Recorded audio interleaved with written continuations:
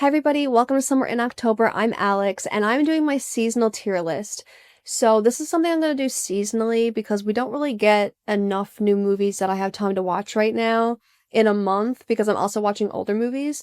So every season, like astrological calendar season, I'm going to go through and do a tier list of new releases.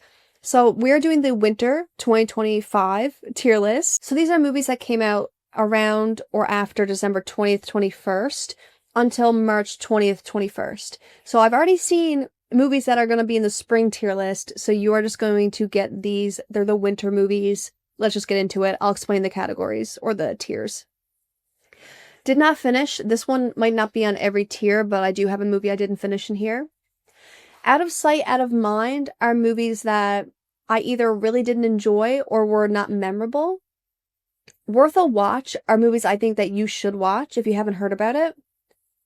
Great movie is, this was a good movie. This was a fun experience. I had great time with this. But then there's like A tier or S tier, which is making it out of 2025. These are movies that I think are going to go further than this year. People are going to reference them. People are going to talk about them. Let's get into it.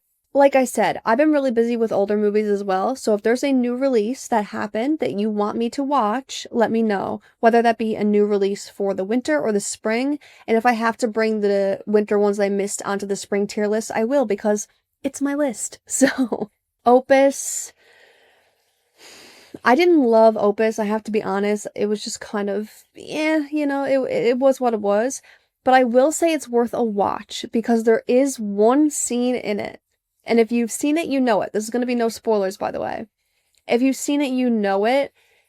That I was actually just shocked that they went there and that happened. But besides that, there wasn't enough for me. The story was interesting, but I also don't really like culty things. It's just not enough for me. Companion. This is going to be our first one in making it out of 2025. I really do think Companion is going to be one that people reference, that people talk about, especially when we think about the robot category. Like, I know that Megan is getting a sequel and people talk about Megan a lot, but I think Companion is very, very memorable in the fact that they approach the whole robot aspect of it so well. So I think this is a movie that we're going to be talking about. It's going to be on people's lists. It's going to be on recommendations. It's not just going to be in the winter of 2025. But I can't say the same for Wolfman. I really did like Wolfman. I did. But I do think it's just a great movie. I don't think, and maybe it is because it's Wolfman and it's a concept and a story that someone tells in their own style, that I don't think it's going to go super far. It does have potential to be referenced and grouped in with the other Wolfman movies and referenced when we see more Wolfman or werewolf movies, but I don't think standing alone is it going to be an iconic movie for years to come. Then we have The Nighttime World. This is my did not finish. If you finish this one and it's worth me getting through it, let me know. So I could handle the host and the opening. When we got to the first story, the dialogue was just, I couldn't buy into it, so I had to get out of it. Novocaine. I think this was a great movie. I think it was a little bit silly in the story sometimes, but I think Jack Quaid did really good. I love the action in it. I love the body horror that we got. It's not exactly a horror movie, but I watched it, so I'm going to put it on this list. Then we have Heart Eyes. I'm actually going to put this in making it out of 2025, but my reason being is I don't think we have a lot of iconic Valentine's Day movies, besides My Bloody Valentine, but I do think because it has that aspect to it, I do think this is going to be something people revisit, and it did introduce a new slasher. Although I thought the slasher reveal was kind of weak, and now that's a legacy, because of how it is revealed, we could have a sequel and we could kind of fix that component of it. The rom-com aspect would actually put it into worth a watch, but because it's set in Valentine's Day, meant to be a Valentine's Day movie, I have to forgive it. Then we have The Damned. I think this is worth a watch. This is not a movie that blew me away.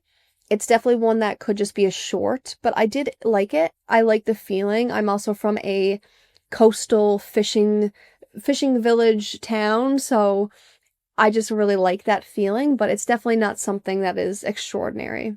The Monkey, I'm gonna say worth a watch. I don't think The Monkey is a great movie. I had fun with it, yes, and I liked it. I liked the monkey as a concept, but I think we lost what could have been a more iconic movie as soon as we left the children and got into the adult story and tried to introduce all this conflict, the monkey itself was enough conflict. We didn't need family dynamics.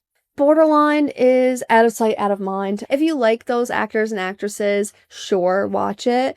It feels like a crime TV show. I didn't think it was that good. The Gorge, I'm going to put in worth a watch. For me, I didn't love this. I think a lot of people really fell in love with the romance side of it, and you guys know I'm not a romance person. And this movie was really, really, really good for me until the shoe dropped and the action started. And I actually didn't like where we went with it. I didn't like what the Gorge was. I didn't like how it ended. It was just kind of cheesy at that point. But the concept itself, and when we first got introduced to things crawling up the walls, that was exhilarating. That was scary. That was fun. It just lost it for me. The Werewolf Game, I'm going to put it in worth a watch. The reason being is Tony Todd is in this. So I think everybody should see it for him.